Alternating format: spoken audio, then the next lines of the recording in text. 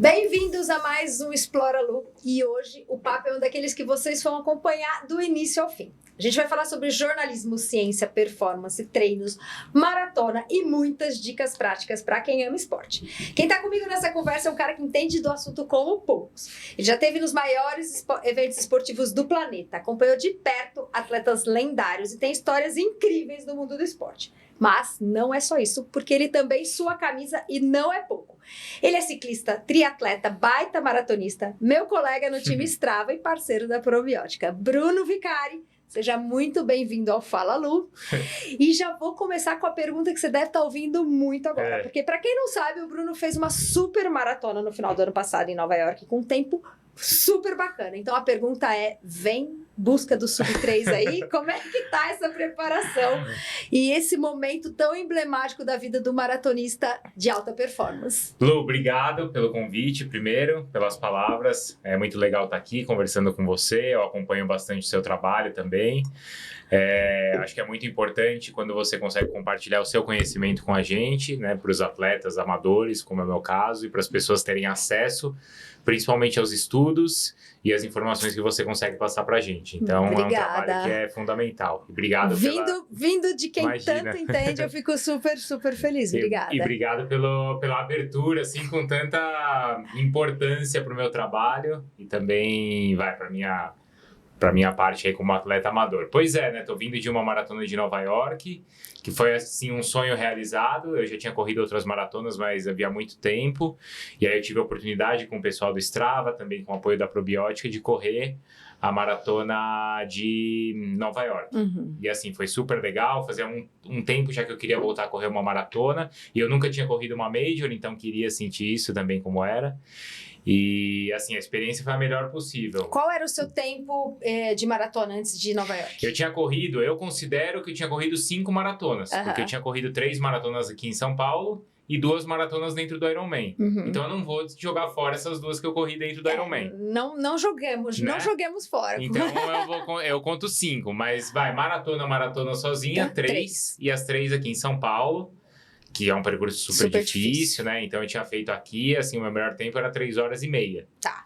Que foi, assim, a 2 eu quebrei feio, ou quebrei bonito, e uma eu consegui correr do começo ao fim, e aí eu tinha feito 3 horas e meia. Mas assim, isso a última vez em 2014, então 10 anos. Tinha 10 anos. E aí, como é que foi Nova York? Aí eu tava querendo voltar a correr uma maratona pra voltar a entrar no ciclo de treinos, até porque também, querendo ou não, eu passei muito tempo ou fazendo as provas de triatlon ou de ciclismo, e esses treinos de triatlon e ciclismo, eles são muito longos, né? Treino de ciclismo, um treino longo de ciclismo, você vai ficar pelo menos 5 horas, 4 horas, os treinos de triatlon mais ainda. Então eu queria voltar a ter aquele treino de maratona que eu ia colocar o tênis na porta de casa, saía, ia correr, voltava e estava resolvido. E funcionou muito para mim. Eu me diverti fazendo o treino, não tive, assim, problema nenhum, contusão nenhuma, foi super... Eu consegui equilibrar bem os treinos, eu sabia que se eu simplesmente saísse correndo quilômetros e quilômetros por semana, ia custar um pouco para mim isso, então eu consegui, com o meu técnico, Ronaldo Martinelli, adaptar os treinos de ciclismo aos treinos de corrida. Ah, que legal. Você tem ideia de quantos quilômetros você fazia em média na semana e quanto você fez na semana de pico? Olha, eu acho que no máximo, Lu, eu corri uns 50 quilômetros. Olha que bacana. Um treino volume assim, super baixo. Super. Assim.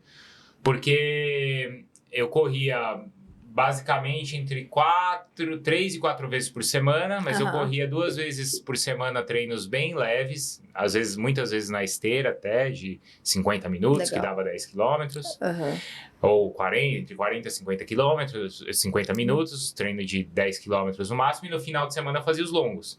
Então, e aí você tinha um treino de tiro, estímulo mais intenso? Então, os treinos que eu fazia de tiro ou de estímulo intenso, eu fazia no rolo. Na bike. Específico de rolo na bike. Que legal. Então, eu substituí os treinos de pista pelos treinos, né, que eu já vinha fazendo, que eu já treinava normalmente. E vi que pra mim estava funcionando, como eu também não tinha grandes ambições, assim, de corrida, eu falei, poxa, eu quero fazer de uma maneira saudável e funcionou pra mim. Você fez fortalecimento? Fiz. O meu técnico também é super adepto ao trabalho de força e de musculação. E foi até assim, foi isso que me deu até vontade de fazer uma corrida, porque eu não estava correndo tanto. E aí eu pedalava e fazia o treino de musculação. E aí um dia eu fui fazer uma prova de 10 quilômetros e corri super bem. Corri, assim, 40 minutos. Que deu um pace de 4 e 10. pouquinho. Mais ou menos isso. Caracas. Uma prova de... Sem treinar corrida? Sem treinar corrida. Aí eu vi assim, poxa, eu tenho essa bagagem. Né? Eu já tinha uma bagagem de corrida. Sim. Que eu ia correr, assim, uma vez por semana, de vez em quando, assim.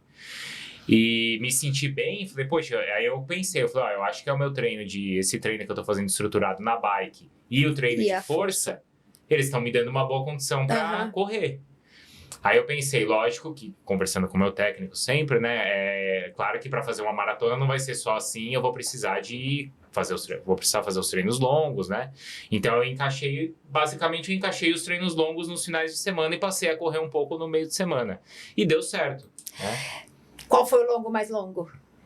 Então, eu fiz assim 2 treinos bem longos. Eu fiz um de 28 e um de 32. Legal. Então foram 2 treinos... Que deve ser essa semana que deu o maior volume com os outros 2. Foi mais ou menos isso. Porque aí eu peguei, 10 quilômetros, ou 8, 5, às vezes que eu corria na sexta, mais os 30, deve ter dado uns 50. Ou seja, o fato é que cabe na vida, né? Um treino de maratona. Para quem trabalha e tem família, tem um monte de outras atividades, dá para encaixar. Eu acho que é só você também adaptar a sua expectativa, né? A sua realidade, né? Eu também não achava que eu ia fazer... Qual era a expectativa quando você chegou lá? Não, então, eu queria fazer bem o treino. Você tinha um tempo, assim, sonhado. Então, aí conforme eu fui fazendo os treinos longos, eu falando, caramba, eu tô aguentando correr bem, a fazer. Aí eu fazia os treinos, os primeiros mais longos que eu fiz, de 20 e tantos quilômetros. Eu lembro que eu fazia os treinos, assim, uma média entre 4,20 e 4,30, com as subidas, porque eu já simulava o percurso. Mas no final eu tava sempre morrendo. Sempre, né, cansado. Aí eu fui fazer um teste com o Dr. Gerson Leite. Um ergospirométrico? O ergo, isso. E com a doutora, a Juliana. E ela, que é cardiologista, né? E eles fizeram o teste ergo, porque ele falou assim, vamos ver qual que é o seu... Suas zonas. Isso. E ele fez também aquele teste de suor. Então aí a gente já tá entrando na ciência, né? Já estamos indo pra parte da ciência. A gente vai falar bastante sobre isso. Então, e aí já tô me antecipando. Boa. Né? Aí, mas contando porque fez parte do resultado que eu consegui. Sim. Aí quando a gente fez o teste, ele falou assim, Bruno, você tá fazendo tá correndo para 4,20 os seus longos e você tá cansando, quer dizer, seu tempo tá caindo, ou o seu batimento tá aumentando, porque eu já tinha tenho uma experiência de bagagem aí do esporte. E eu falava para ele, a minha frequência cardíaca tá aumentando muito. No final do treino. No final do treino. Então eu tô ficando muito cansado. Aí ele fez os testes e falou pra mim, você não tá ficando cansado, você tá desidratando. Ou seja, você tava na tua zona de segurança, provavelmente um Z2 alto ali. Isso aí. Ele falou, então você tá desidratando e você tá precisando de mais carbo. Né? Aí ele fez as contas lá, né, com a doutora também, e eles falaram, você precisa beber por hora entre 900 ml e 1 litro de água. Baseado no teu teste. Baseado no meu teste. Baseado no teste. Legal. Você precisa disso, entre 900 ml e 1 litro de água por hora, porque você fica muito suado, você perde muita água. Muito sal. Muito sal, você precisa de 1 cápsula de sal por hora, e você precisa de 90 gramas de carboidrato por hora. Antes você consumia mais ou menos quanto? Então, antes eu saía correndo de casa, eu moro em Perdizes e eu ia pra simular a subida, eu ia até o Ibirapuera. Bom percurso. Então dá um percurso... Pra quem não conhece São Paulo, tem uma subida boa tem subidas ali, ali da Sumaré, Henrique Schalman, Paulista, exatamente. Então eu ia até lá, dava uma volta e voltava. Então eu ia até lá, bebia um gole d'água no bebedor e voltava. E gel? E gel 1 ou 2. 1 ou 2. Tanto que eu fazia... Um gel tem 20 gramas, gente. Ele precisava de 90 por hora. Ele tava provavelmente tomando 1 por hora. Isso, eu ia fazer a meia. A meia, eu tinha feito uma meia, eu tomava 1 na meia. Nos 21K. No 12 eu tomava 1. Ou seja, você estava menos de 1/5 do teu indicado de carbo para tua performance. E aí é engraçado que assim, não é que eu comecei agora. Tipo, o Iron que eu fiz, eu fiz 2, em 2009 e 2012. Então, assim, eu tinha uma experiência. Só que é isso, a ciência, os novos testes me mostraram que eu precisava de muito mais.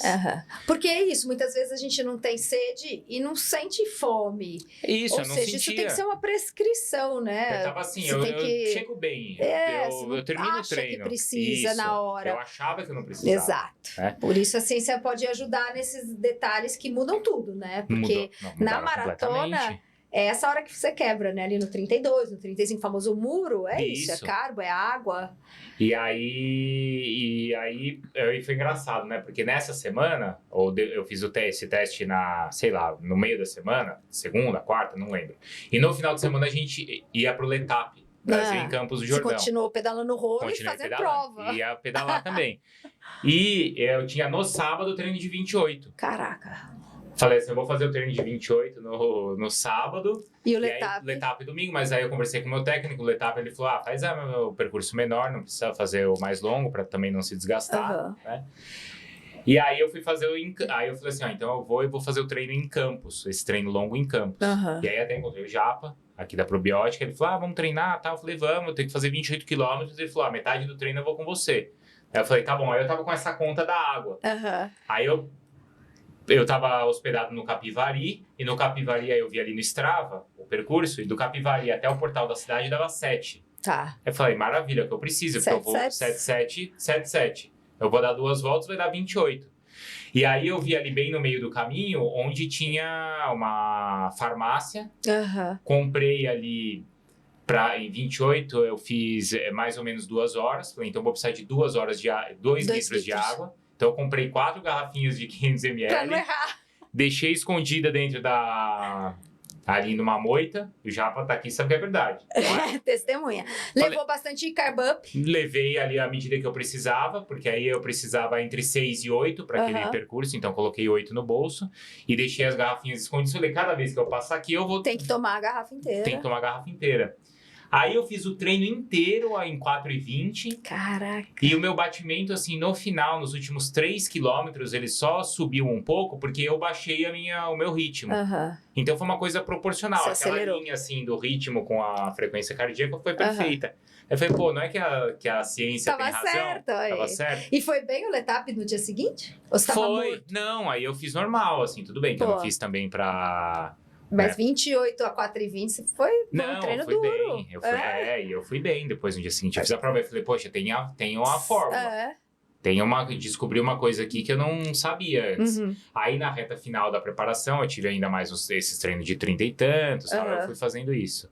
E aí foi o que me ajudou durante a prova também. Aí você chegou, vamos lá, que você não falou ainda qual era a expectativa antes da prova.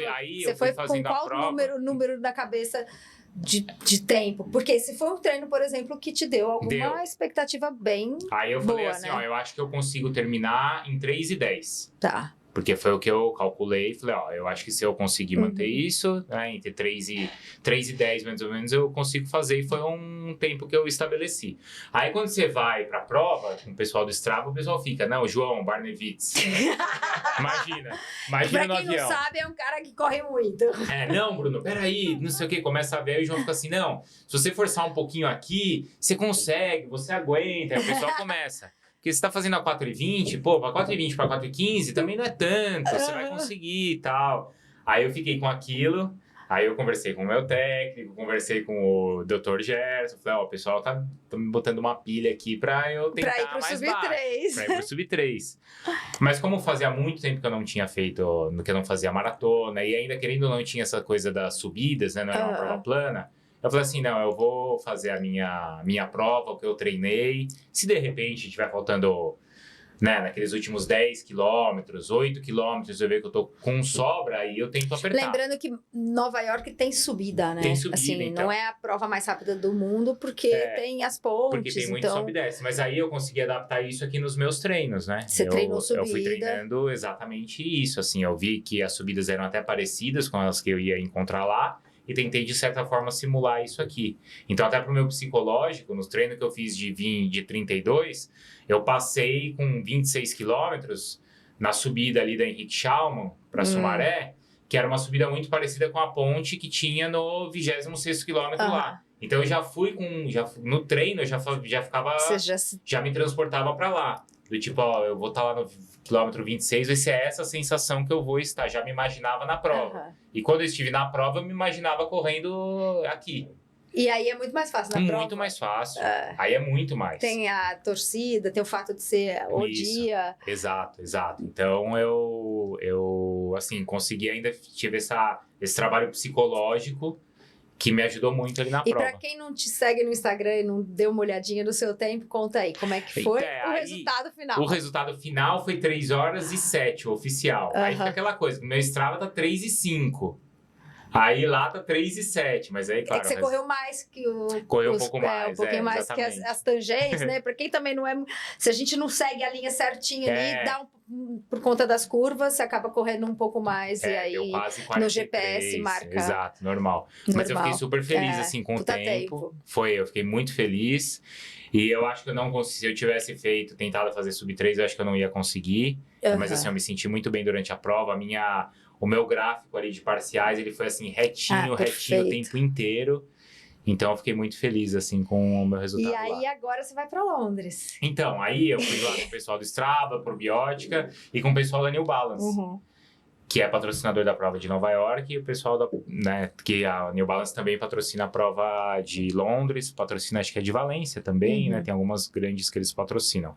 E aí, a New Balance me convidou para ir junto com eles para Londres. Aí não tinha como eu recusar, né? Eu tava super empolgado e quando surgiu assim, poxa, vamos fazer Londres, mas... E é uma major sonho, super difícil de conseguir, também, né? Assim, é uma prova que é sorteio, é bem difícil, então vale muito a pena. E aí falei, claro, vou com certeza.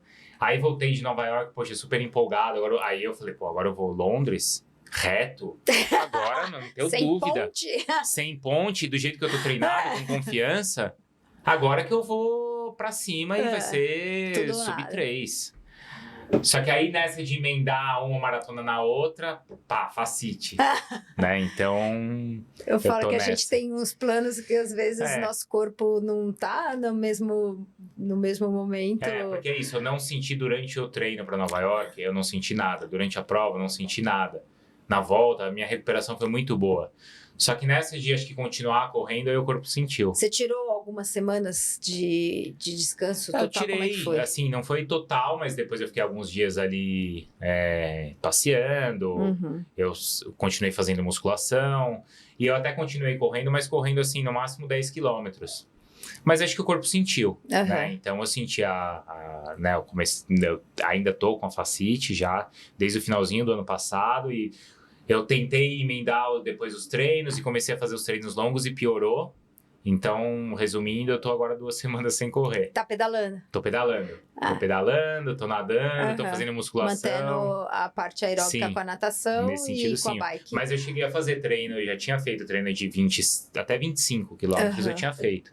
E tava super bem, assim, também. Mas aí era isso, eu fazia o treino e depois era, assim, 2 dias meio que sem colocar o pé no chão, assim, sabe? Daquela dor. Aí eu passei no meu médico, né, no Vitor Sorage, lá da Care. O pessoal da Care Club tá me dando apoio também na físio. Então, eu tô agora correndo contra o tempo antes de fazer a prova. Vai ainda ter muito show, né? Assim, acho que dá pra voltar. Tem 2 meses, né? Então, eu não sei se eu vou conseguir fazer o tempo que eu queria. Com certeza, a preparação não vai ser a ideal. Mas tudo bem, faz parte. Isso eu ia te perguntar. Eu não tô me enganando. Quando eu conversei com ele, eu falei assim, eu já sei o que aconteceu. Não vou enganar e falar que, nossa, não sei por que eu tô sentindo essa dor no pé. Já sei, você já sabe, e aí, o que vamos fazer para tentar melhorar isso, né?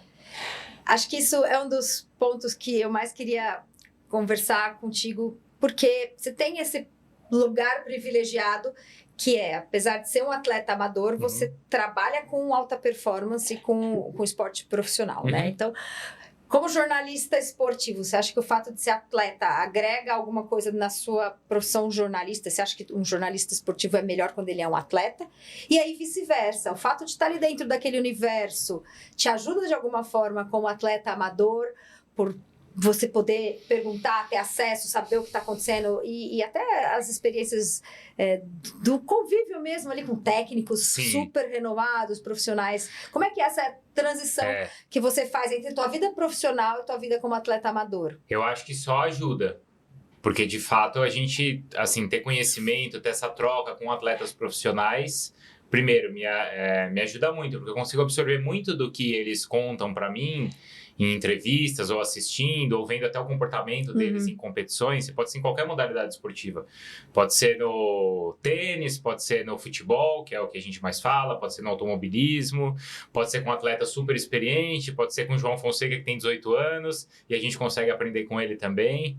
Então, eu consigo assim, entender muito o que é a cabeça deles e aplicar nas minhas provas, que, claro, eu não consigo competir no mesmo nível que eles. Mas eu consigo, por exemplo, essa ideia de eu conseguir me imaginar na prova, colocar a minha cabeça que eu estava na competição, acho que isso é muito do atleta olímpico, desses atletas que eu converso, de me imaginar na situação, né?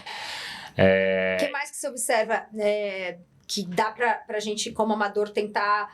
Por exemplo, você acha que o profissional hoje está trabalhando melhor questões de alimentação, sono, recovery? É tudo isso que a gente imagina mesmo? Eu acho que varia sim. entre as modalidades que vocês acompanham? Eu acho que variou muito. E eu já trabalho há 20 anos né, no jornalismo. Então, isso é bem curioso, porque quando eu comecei, esse tipo de conversa, e claro, sempre, principalmente quando eu comecei, eu trabalhava na Rádio Jovem Pan, mas ainda hoje na ESPN, o futebol acaba sendo o principal assunto. E quando eu comecei lá na rádio, e já era até um atleta amador, ou passei a ser nesse período, esse papo de nutrição, de recuperação, de psicológico, isso não existia no futebol. Isso era visto até com... Tipo frescura. Frescura. Como assim o cara vai pôr uma bota de compressão? Não existia isso.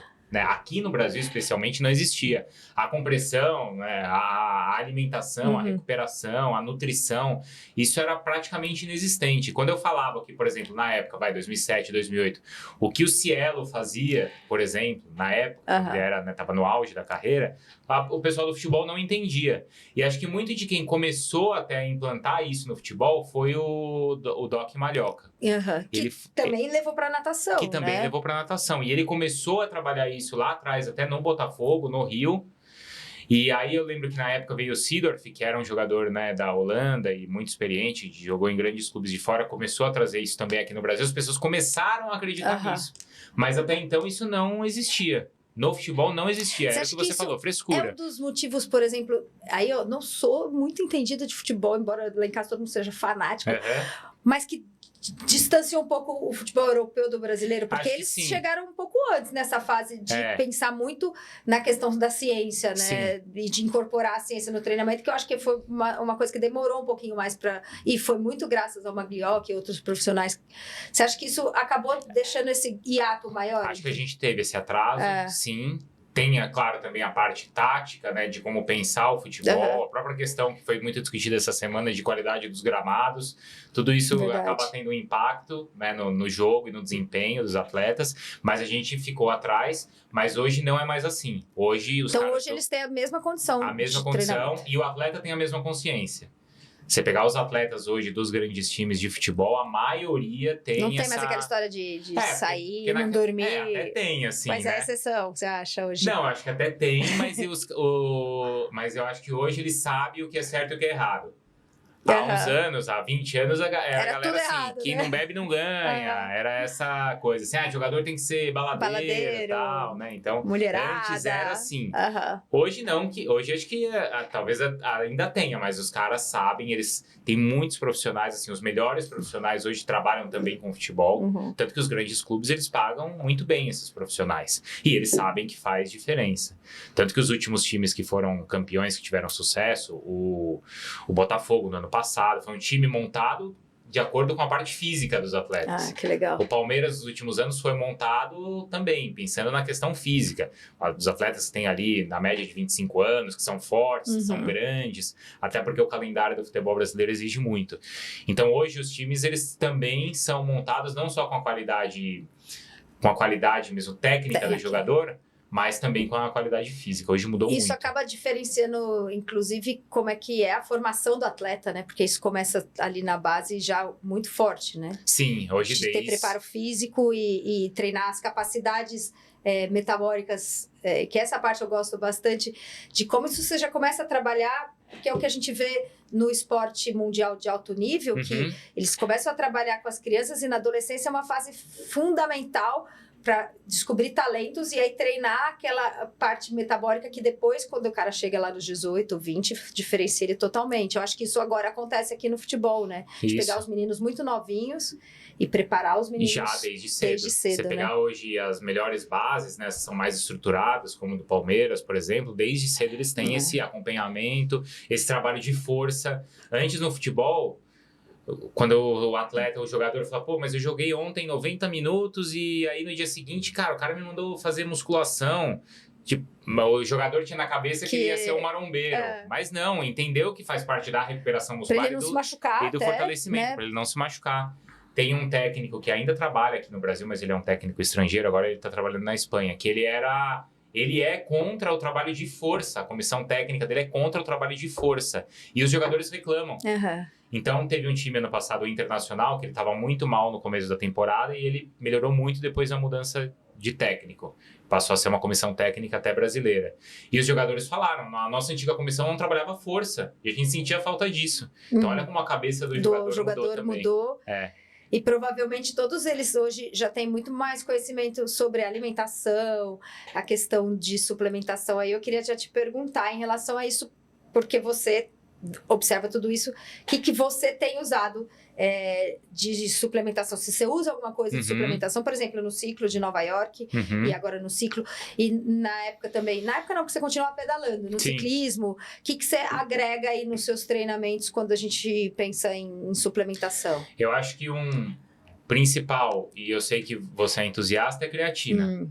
Né? Então, a minha esposa também é professora de educação física, então ela também lê muitos artigos. Você acha que os jogadores de futebol usam? Eles te comentam, você já teve essa oportunidade de perguntar? Eu sei que o trabalho deles é bem individualizado, né? Eu sei que nesses grandes clubes, na própria seleção, eles têm assim, eles têm a garrafinha de cada um. Então, quando o cara chega a nutricionista resolve o que cada um... Quando ele chega no treino, já tá lá separada a garrafinha etiquetada de cada um. E eles usam o que é nutricionista do time, o nutricionista do time orienta. Exato. E o médico do esporte. Exato. Então, eles eu não sei exatamente qual é a especificação, claro, de cada um, mas esse acompanhamento é muito sério nos clubes. Não é assim, hoje ele não escolhe nada, né? todo mundo antes de treinar toma... Não, cada um tem o seu. É específico para cada um. Então, assim, creatina eu tomo todos os dias, da probiótica. O whey é uma coisa que me ajuda também bastante, porque ainda muitas vezes eu faço um treino de ciclismo de manhã, ou fazer o treino de corrida, e às vezes no final da tarde faço um treino de força. Então, preciso estar também bem... E eu tenho certeza que nesse meio tempo você está trabalhando, correndo para lá e para cá e fazendo mil coisas, né?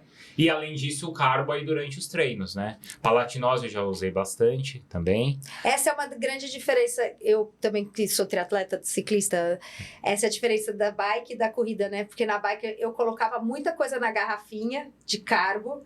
Na corrida a gente não tem tanto essa opção do carbo líquido, né? Então tem que contar muito com gel. É isso. Às vezes na prova tem no posto, mas nem sempre não dá para garantir. E muitas vezes não é o que a gente está acostumado e tal. Então...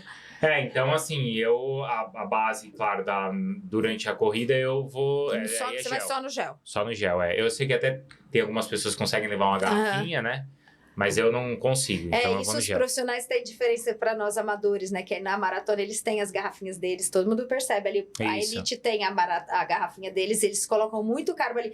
Eu já tive essa conversa com mas o cara que ganhou não tomou nenhum gel. Ele tomou tudo na garrafinha. Ali. Em todos os postos ele tem a garrafinha dele e ele coloca toda a quantidade. Porque aí é isso, a nutricionista dele prepara as garrafinhas e todo o carbo dele tá na garrafa. Nós, amadores, não temos nossas garrafinhas, a gente vai... E a gente, querendo ou não, ficar mais tempo correndo, muito né? mais. A gente precisa verdade. De mais. Os 90 gramas por hora dele são 2 horas. A gente muitas vezes é 4, tem gente 5. Se ele pegar a garrafinha 4 vezes durante a prova, já deu. Já deu. A gente não, a gente precisa de mais. A gente fica mais tempo ali, né, por hora. Tem grandes diferenças. E aí, acho que essas diferenças são interessantes, porque como a gente estava comentando, às vezes você treinou cedo um treino duro de corrida, à tarde tem a musculação, diferente do amador, do profissional, que com certeza ele dormiria, teria um Isso, almoço bem descansaria. tranquilo, dormiria após o almoço. A gente trabalha, né? Então, essa questão é o grande ponto para o atleta amador, que tem o estresse profissional, né? Além do tempo que você tem que ficar em pé, Sim. trabalhando às vezes usando o corpo. Como é que você encaixa tudo isso? Você viaja bastante também, né? A trabalho. Também. Como é que por exemplo, você semana acha... que vem eu vou estar fora. Até que eu não viajo tanto quanto... Como eu apresento o programa aqui na ESPN, normalmente, o Sport Center, normalmente eu estou no estúdio, então eu não viajo tanto. Mas em grandes eventos eu acabo viajando também. E aí, acho que tem uma diferença. Primeiro que acho que todo mundo, ou a maioria, tem essa questão de encaixar os treinos com o trabalho. A minha dificuldade é que eu também trabalho aos finais de semana. Então, às vezes eu faço prova no domingo de manhã e tenho que voltar para trabalhar. Eu fiz 70.3 aqui em São Paulo e à tarde estava trabalhando. Não tem nem a recuperação do dia ali, não né? Tem, da tarde, nem a de do ficar dia. deitado com a perna para cima. E isso aí até é uma coisa que o doutor e a doutora Juliana, né? Eles me falaram, a doutora Ju falou isso pra mim, olha, você se hidratando bem, você vai estar melhor pro seu dia. Sim. Você não vai estar com aquela sensação de cansaço, né? Então isso também me ajudou. E aí é isso, às vezes eu trabalho depois desse treino longo. Então é mais desgastante também, mas assim, não tem escolha, né? Ou é assim ou Por não isso também que os nossos tempos, por exemplo, são diferentes e vão ser sempre, Claro. né? Não é só talento, é toda a condição de treinamento, de recuperação E o meu treino também não pode prejudicar o meu trabalho. Exatamente, porque você chega destruído na hora de apresentar o programa. O meu máximo tem que estar ali. Exausto, sem capacidade mental para se concentrar. Principalmente fazendo o programa ao vivo, você tem que estar ligado. Isso é uma boa você questão. Tem que estar com um raciocínio rápido, assim. Você acha que o esporte te ajuda nesse ponto de ter mais disposição e mais... Sim. Ou em algum momento você sentiu que passou um pouquinho? Não, eu acho que assim, se eu não começo o dia com um treino, eu fico... assim, naquela preguiça o dia inteiro. Então o esporte me ajuda. Treinar de manhã cedo. Nem com Ironman. Não, aí é claro que assim, às vezes você faz uns tipo 70.3, aí eu vou pro ar, eu faço, quer dizer, eu não faço também o 70.3 toda semana, né? Todo dia. Eu tô contando de uma ou duas vezes que aconteceu isso. E já aconteceu, sim, de eu ir pro ar e eu, assim, quem tá assistindo o programa, acho que tá tudo normal. Mas eu me conhecendo, falo... achei que faltou alguma coisa minha profissional aí, sabe? Uma agilidade minha. Aí é uma percepção minha, né? Então aí no dia seguinte, não, peraí, eu não posso... tirar um pouquinho, é o que você falou, tô passando de um limite que vai prejudicar meu trabalho e isso não pode acontecer. Vamos falar um pouquinho sobre essas mudanças do universo da comunicação. Eu acho muito legal porque, de novo, você está em diferentes cenários e você está bem presente nas redes sociais, até compartilhando os dois lados, né? Seu lado de atleta amador e a parte profissional, até falando muito sobre futebol e outras questões. E tá no jornalismo há bastante tempo. Mudou muito por conta desse boom das redes sociais e hoje todo mundo meio que é especialista, todo mundo é quase jornalista. Sim. Porque as redes sociais deram voz e aí queria a sua opinião, se isso foi positivo, negativo, como é que o jornalista das antigas, mais tradicional, vê o papel e essa presença das redes sociais no universo esportivo. E aí a gente podia falar tanto do universo profissional quanto do esporte amador, porque a gente percebe um boom assim, do esporte amador que eu acho que está muito relacionado às redes sociais. Sim, talvez a questão da moda, né? Por exemplo, quando eu comecei a primeira corrida que eu fiz foi a Pão de Açúcar, a maratona de revezamento, em 1999. Então você imagina. Não tinha Instagram. Não tinha nem Facebook. Não tinha nem nada. Não tinha foto digital. É verdade, não tinha foto digital. Não tinha. Então, assim, você corria, eu ia Ninguém lá. sabia que você correu. Ninguém chato. sabia. Só a família. Ninguém sabia, então. Então, assim, se você estava disposto a acordar domingo de manhã para ir correr a prova, tal, era por você. Por pura satisfação pessoal sua. Só isso. Você falou, ninguém sabia. Não compartilhava, não tinha medalha. Não, a medalha tinha. Tinha, mas não tava lá no Instagram. E eu lembro que é isso. Então, aí eu lembro que na época eu corri essa prova e a gente corria todos os anos com os amigos meus do colégio ainda, eu tava no colégio. E aí, assim, as pessoas sabiam porque a gente no dia seguinte levava uma medalha com o maior orgulho para a escola, para mostrar que a gente tinha corrido, mas as pessoas também nem sabiam o que era, né? Mas como assim? Foi correr e tal? Também não sabia o que era. Então, poxa, isso foi assim por muitos anos, né? O Twitter, eu fui ter ali em 2008, Instagram lá para 2013, 14. Então, e aí começou a mudar, você acha? Aí começou a mudar. Aí não só quem fazia o esporte, tem muitas pessoas que fazem, né, que sempre fizeram e que continuam aí nas redes até e nas provas até hoje. E também muitas pessoas, acho que também, não sei se por moda, mas também inspiradas, passaram a fazer. E acho que isso é um lado positivo também, né? Poxa, a pessoa não fazia, mas poxa, viu que é bacana fazer e que te dá uma satisfação, que é legal postar e não deixa de ser um reconhecimento. Isso acho que acaba sendo positivo para o esporte. Vamos pensar assim, né? O Joaquim Cruz, uma vez, eu conversando com ele em uma entrevista, e isso é até voltando naquilo que você falou, né? De como a gente aprende com as pessoas e reconhece, né? E usa para nossa vida. Ele me falou, poxa, a primeira vez que eu fui sair numa foto na capa do jornal foi quando eu bati um recorde sul-americano. Quer dizer, a minha recompensa das pessoas verem a minha foto... De uma coisa muito importante... Isso, foi só quando eu bati... Hoje, a satisfação do atleta, do amador especialmente, tá todos os dias, tá todas as horas. Todos os treinos. O cara terminou o treino, ele já postou e já viu quem tá curtindo e ele já está satisfeito. A recompensa dele já tá ali, né? Já tá com uma curtida. Enquanto para um atleta mais antigo, né, um atleta profissional, a recompensa tá muito mais longe. Você tinha que ser muito a excelência para ter um reconhecimento. E hoje esse reconhecimento vem... imediato para esses amadores de elite. Eu imagino que quando você fez o tempo em Nova York, porra, milhares de pessoas devem ter te dado parabéns. Sim, de uma forma... Poxa, claro que é legal isso. Assim... E as pessoas, e a maioria das pessoas admirando isso. Porque não é todo mundo que... Primeiro, não é todo mundo que corre. Não é todo mundo que corre uma maratona e não faz esse tempo. E consegue ainda fazer. E é realmente muito... E é legal, né? Você ter... É uma satisfação para mim também, né? E eu talvez eu tenha pego essa transição, mesmo na minha profissão, e talvez até entre um pouco os atletas, apesar de eu não ser tão velho assim, né? Eu tenho 42 anos. Você começou muito novo na corrida. Como diversão, né? E então eu peguei essa transição. Eu não sou, por exemplo, no jornalismo, eu não sou a galera ali tão da velha guarda, que era o cara da redação, do jornal.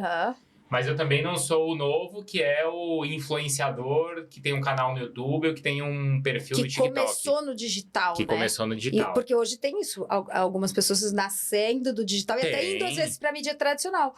Isso. Né? Então, ocupando esse espaço. Eu peguei a transição. Eu tô entre exatamente as duas Existe partes. uma rixazinha? Você percebe isso lá dentro? Não sei se tem. Ou os jornalistas mais tradicionais hoje já entenderam que isso vai fazer parte?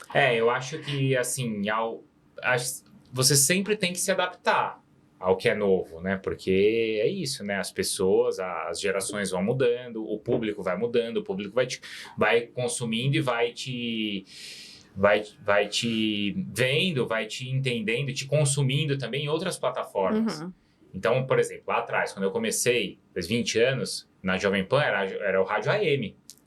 Não existe mais o AM. Se eu tivesse parado só no AM, eu já estava desempregado. Eu já estava em outra profissão. No AM, tá... Então, aí eu fui para a televisão, eu trabalhei no SBT, na ESPN, CVG é uma TV a cabo, que já também não é mais tanto cabo, já é o streaming, no Disney Plus, e já é a rede social. É verdade. Aí é o Twitter, é o Instagram, é o TikTok. Então, né, as coisas vão mudando e a gente vai se adaptando. Também tem o lado, e aí a frase, acho que é o ponto que você perguntou, que eu ouvi recentemente de uma entrevista do Washington Oliveto, que é que na era da rede social, todo mundo meio que nasce ou se acha do comunicador. E aí as pessoas também têm que ter responsabilidade ao comunicar, né? Porque a nossa profissão é assim, né? A sua, por exemplo, existe uma exigência e um controle muito grande em quem vai exercer aquela profissão. Eu não posso amanhã entrar num hospital e falar, vem aqui operar um coração. Né? Eu não tenho o conhecimento para isso, a capacidade, eu não estudei para isso. E, de certa forma, eu acho que a comunicação também precisa ter as pessoas também precisam ter essa responsabilidade. E acho que para bons conteúdos, acho que sempre vai existir espaço. Por exemplo, quando você consegue trazer a sua profissão e compartilhar o seu conhecimento na nossa plataforma, isso para todo mundo é legal, é importante. Porque é um conhecimento que antes a gente não tinha. Né? Por que talvez lá, quando eu comecei a fazer, eu não sabia que o quanto importante era ou os jogadores de futebol, quanto importante era você se dedicar a isso. Talvez porque eles não tinham profissionais capacitados, mas porque eles não tinham acesso à informação. E agora a gente tem. Né? Então, isso eu acho que é positivo para o esporte. E o que é negativo da rede social? Eu acho que o que é negativo é, às vezes, você achar que tudo que tá lá é verdade. E tem muito nem verdade, sempre né? Nem sempre é. Ou achar que todo mundo que tá lá tem capacidade para estar... Que houve uma curadoria do conteúdo, porque essa acho que é a grande diferença. Eu tenho um irmão jornalista formado em jornalismo, da sua idade, mas então, você deve conversar muito com ele sobre isso. Muito sobre esse tema, essa discussão, né? Claro. De quem pode atuar como jornalista. Sim. E acho que essa é a grande diferença do jornalismo de fato do que existe na rede social, porque no jornalismo de fato existe uma curadoria, uma checagem do dado. Tem que né? existir. Você não pode colocar você tem essa responsabilidade. Que a rede social tira do agente que está divulgando ali. E é claro que, como em toda a profissão, existem jornalistas bons e jornalistas ruins. Como existe na medicina, como existe o atleta, como existe em qualquer profissão. Mas quando tem uma empresa por trás, né, que seja a televisão, o jornal, o rádio, a empresa faz esse papel.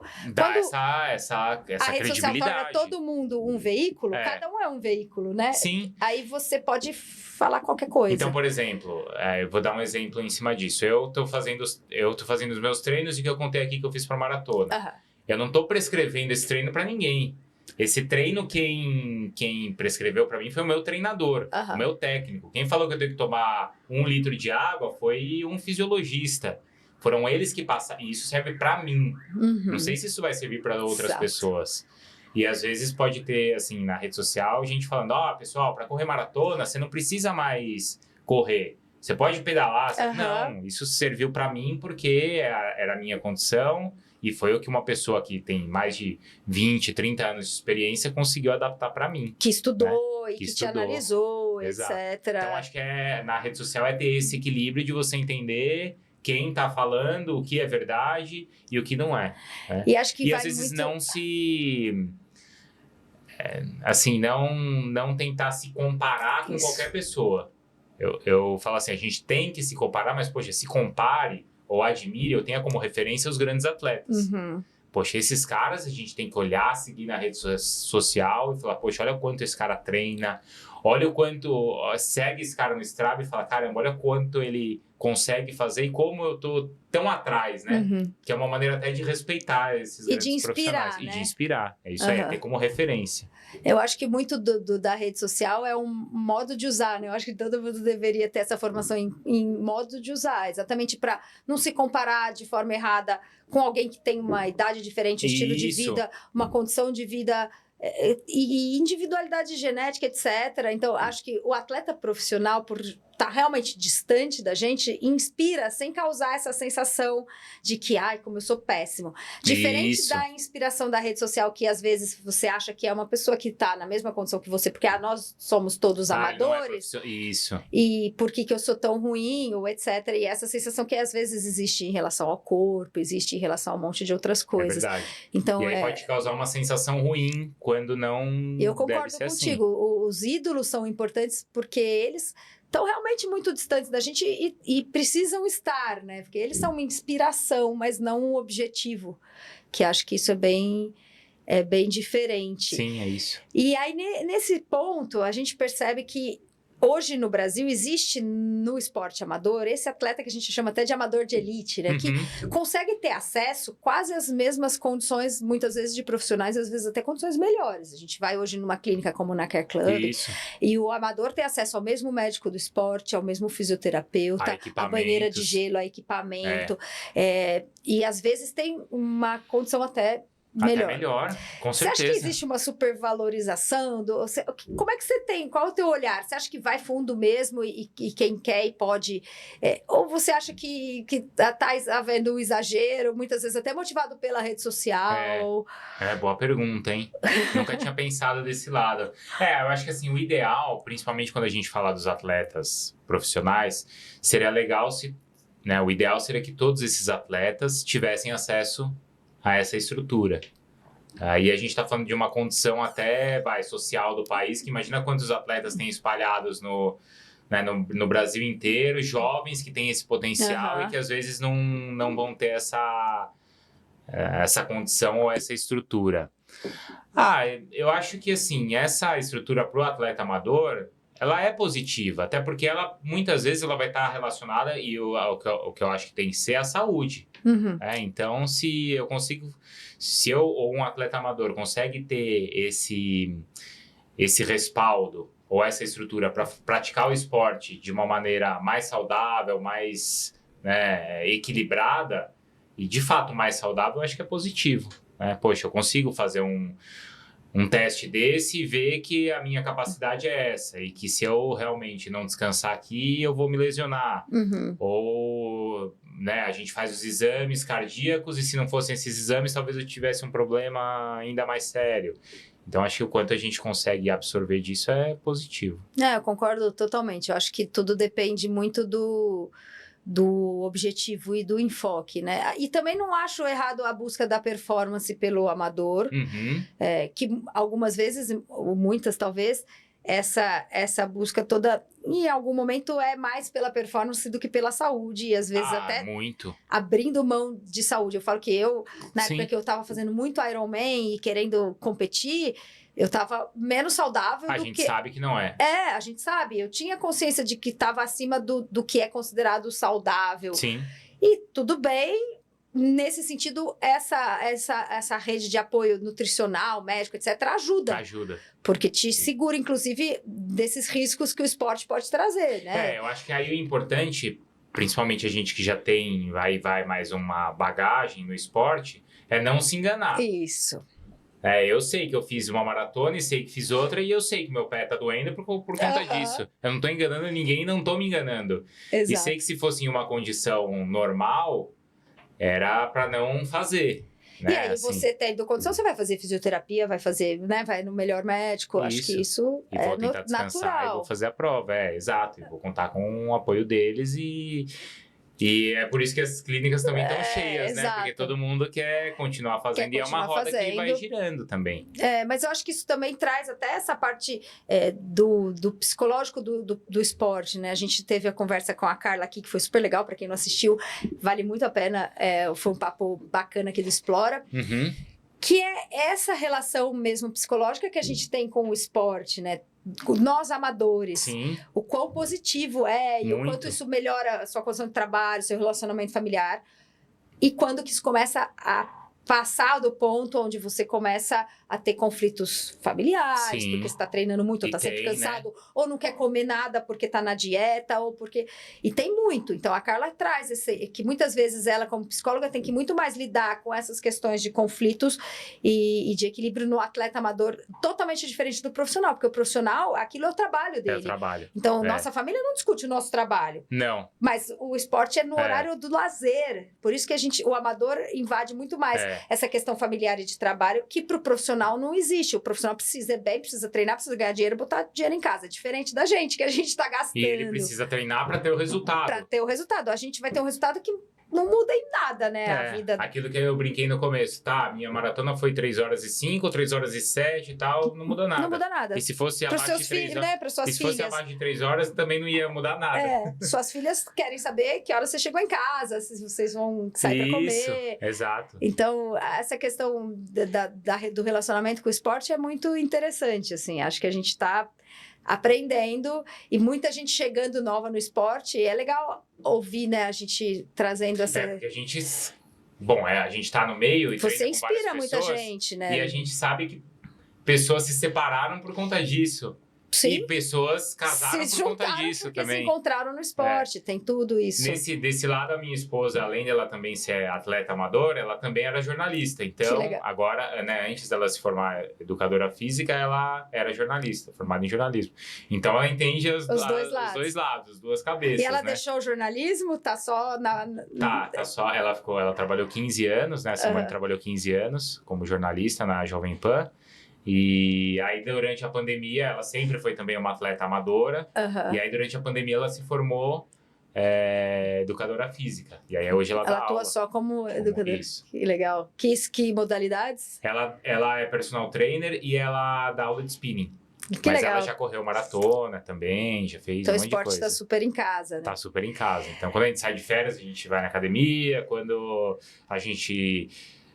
quer dormir cedo, a gente dorme cedo, então a gente se entende ajuda bem. o outro. Isso, exato. Vamos lá, uma pergunta que vai valer agora para os dois lados. Como atleta amador, qual a tua modalidade preferida? Você que é ciclista, nada, pedala, corre. E como jornalista, qual a tua modalidade preferida como jornalista, para cobrir, porque às vezes rola até maratona, né? Sim. É diferente quando você diferente. tá... Você tem uma predileção, pode contar, o pessoal do futebol não vai ficar bravo. Não, eu acho que assim, o futebol, a gente fala, o futebol é legal porque dá briga, né? Né? O futebol é o que gera as grandes discussões. Paixão absurda, isso, né? O futebol é o que gera as grandes discussões, os movimentos. Quando você cobre ciclismo, maratona, aí é totalmente diferente. É totalmente diferente. Aí tem os seus amigos do treino lá, acompanhando, assistindo. Tem. Não, mas aí é todo mundo achando legal, né? Eu já comentei algumas maratonas, a ESPN transmite, acho que todas as majors a gente transmite. Com vocês transmitindo, é muito legal. Sim, a gente transmite as provas de ciclismo também, né? Então, aí as pessoas gostam, mas aí assim, todo mundo acha legal. Ninguém briga, não tem... Ninguém briga. Não, aí não tem briga. Não, aí não tem treta. Aí não tem briga. Todo mundo, nossa, que legal, tal. E é legal mesmo, né? Mas será que é porque também não tem muito brasileiro ali disputando? Eu acho que talvez porque... você não é como um time que o cara é torcedor de um time. Você não vai mexer com a paixão da pessoa. E claro que, poxa, no caso da maratona... Aí eu tenho também um pouco de entre aspas, um lugar de fala de também ser um atleta ou do ciclismo, né? A gente tá mais dentro da modalidade. No futebol eu tô com conhecimento, mas não com conhecimento de prática. Eu nunca, por exemplo, nunca joguei no Maracanã. Tem a discussão do gramado sintético ou do gramado normal, natural. Eu nunca joguei no Maracanã e joguei no Allianz Parque para falar, mas eu tenho meu conhecimento e o estudo que eu converso com as pessoas. Mas se eu for comentar a Maratona de Nova York, eu sei o que é. Você passou ali, né? Eu já passei, entendeu? Então, mas isso por um lado, eu tenho. Em alguns esportes isso é possível, em outros não, né? Não, isso é possível na maratona. Ciclismo, triatlon e corrida são 3 esportes onde o amador consegue fazer a mesma prova do profissional. Isso, agora, tênis, futebol, todos os esportes de equipe, você nunca vai estar na mesma competição. Você nunca vai estar na mesma condição. Porque, por exemplo, no tênis, eu posso jogar tênis. Mas você não vai eu não vou estar no mesmo campeonato. Central de Wimbledon. É isso. Né? Eu posso nadar, eu nado toda semana. Mas eu nunca vou nadar na final olímpica. Aí imagina qual é a pressão, né? Então é claro que a gente consegue entender a cabeça do atleta, mas não é exatamente a mesma condição, né? A mesma situação. E é isso. Então, assim, bom, como praticante, eu sou muito das fases, né? Então, uma fase que eu tô muito dedicado ao ciclismo, mas eu, desde pequeno, sou nadador. Aí, nesses últimos anos, eu tava gostando, né? Nos últimos meses, mais dedicado à corrida, então... Você já fez travessia, prova de natação? Na faculdade, eu fazia muita travessia. Que legal. Porque tinha ali o time de natação da faculdade, era muita travessia. É muito legal. Eu adoro, assim, travessia, mas faz tempo que eu não faço. E para cobrir é isso, a gente acaba se envolvendo mais com o futebol, mas é gostoso quando você vai cobrir outras modalidades, como eu já cobri os torneios de tênis, eu já cobri Fórmula 1, eu já cobri outros grandes eventos, o próprio Tour de France. Então tem, assim, tudo é experiência diferente, assim, mas o futebol acaba dando mais audiência, acaba gerando mais discussão e você acaba mexendo mais com a paixão das pessoas. É o cara que vai te amar e te odiar na rede social. Você acha que tem espaço para a médio prazo, outras modalidades terem mais espaço no Brasil. Essa é uma queixa enorme, né, de que é meio um ciclo, né? Sim. Como o Brasil é muito futebol e o dinheiro vai muito para o futebol, a imprensa está muito dedicada ao futebol e o resto das demais modalidades não crescem porque não aparece, aí não tem investimento e fica esse ciclo vicioso. Isso. Então tem essa grande discussão. O triatlon nunca vai crescer, o atletismo nunca vai crescer. Como é que você acha que é possível quebrar esse ciclo e da onde... Porque começaram a ter tentativas, por exemplo, de transmissão das provas de triatlo. Tem tido... Hoje, graças ao streaming, a gente tem a oportunidade de assistir. Aí, só que eu percebo que é muito nicho. Eu assisto as provas de ciclismo e de maratona. Sim. Mas eu imagino que para emissora aquilo não é nada muito rentável, porque é um nicho.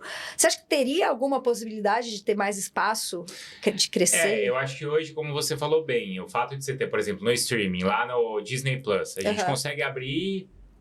Acho que no mesmo momento, eu não lembro, não sei se é exatamente esse número. Eu lembro que no início talvez já tenha até evoluído, mas a gente consegue abrir quase 70 janelas de transmissões daquele momento. Vai ter todos os esportes. Vai ter. Você consegue abrir naquele momento 70 canais diferentes. Antes não tinha. Lá atrás, quando não tinha nem TV a cabo, era só futebol.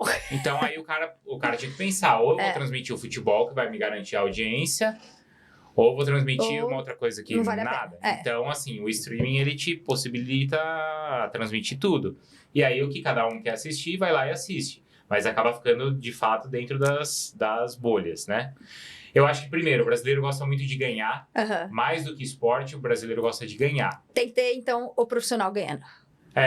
Então, assim, o brasileiro agora ele vai ver e vai chamar atenção a ginástica, porque...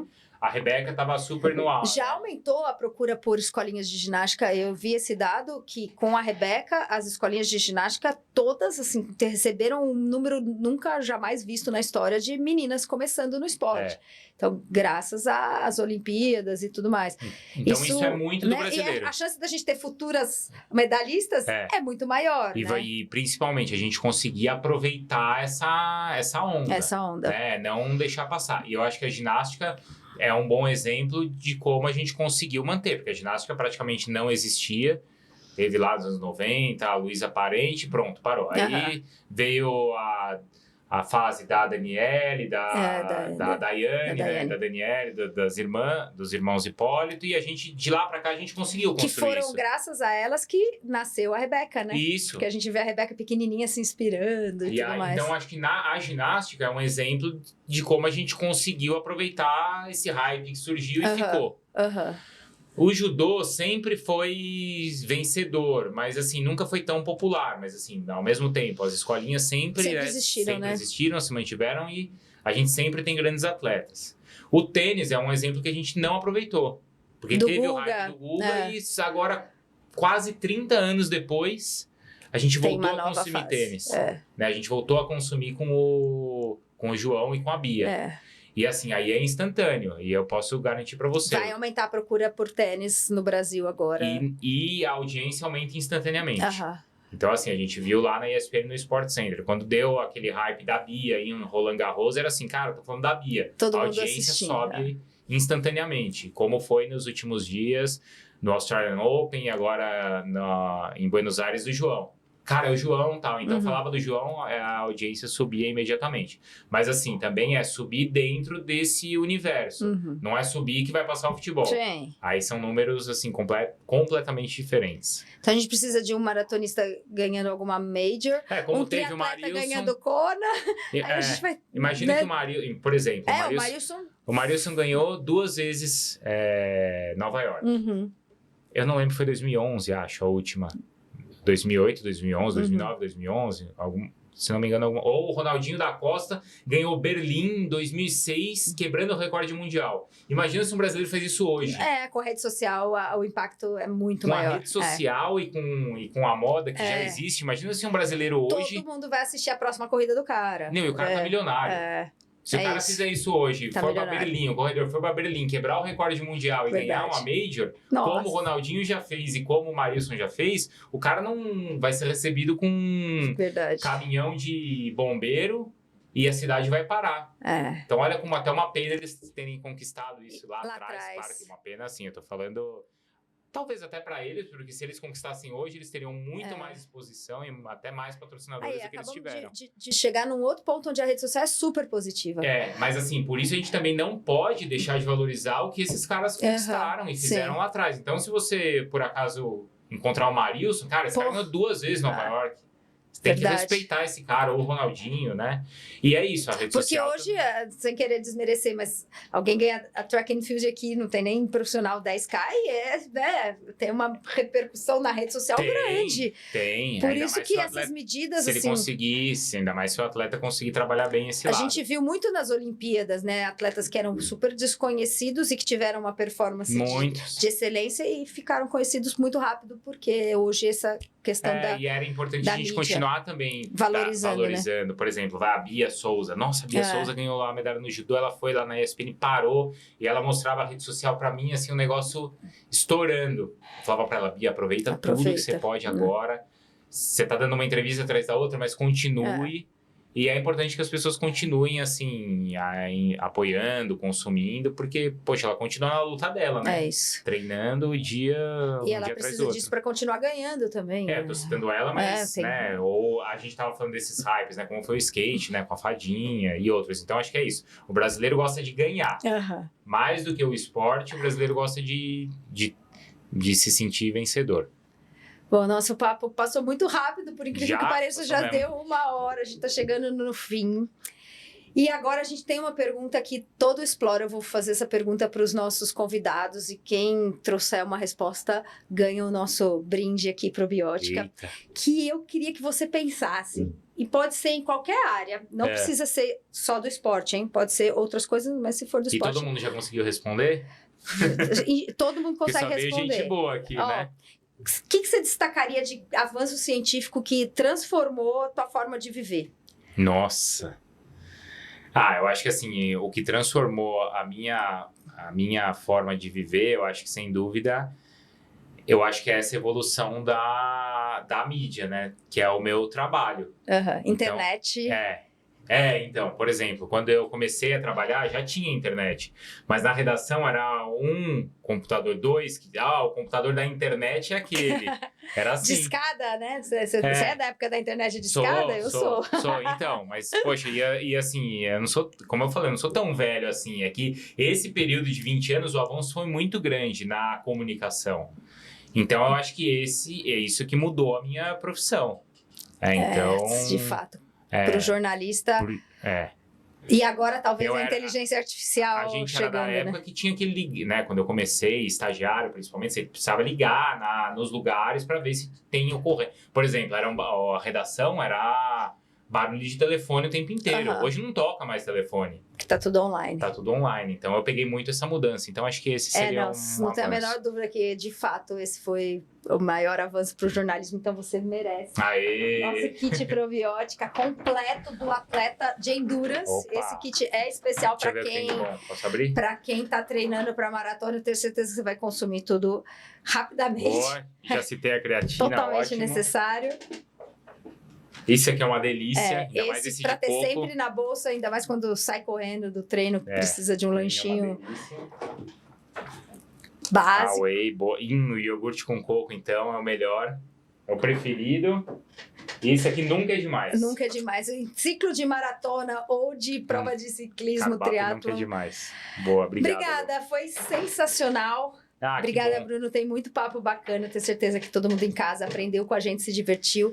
E é isso aí. Até a próxima. Espero que vocês tenham aproveitado alguma coisa. Deixa pra gente. Tenho certeza que todo mundo te acompanha, mas quais são os seus canais para quem quer te acessar? Em qualquer canal de mídia. Nas redes sociais é Bruno Vicari, @BrunoVicari no Instagram e no Twitter, né, no X. E eu tô todos os dias na ESPN. Especialmente no Sport Center, que vai ao ar das 11 às 13 horas. Então é todo dia ao vivo nesse horário. É isso aí. Quando tiver prova de ciclismo, maratona, etc., a gente vai mandando as mensagens lá que aí... A gente tem todas essas transmissões aí, das majors, das provas de ciclismo também e outras grandes competições. Top. Obrigado, Obrigada. gente. Obrigado, Lu, mais uma vez. Parabéns aí pelo trabalho. Continue compartilhando todos os seus estudos, as informações que para todo mundo é muito importante ter acesso a isso e você faz muito bem. Obrigada. Tchau, gente.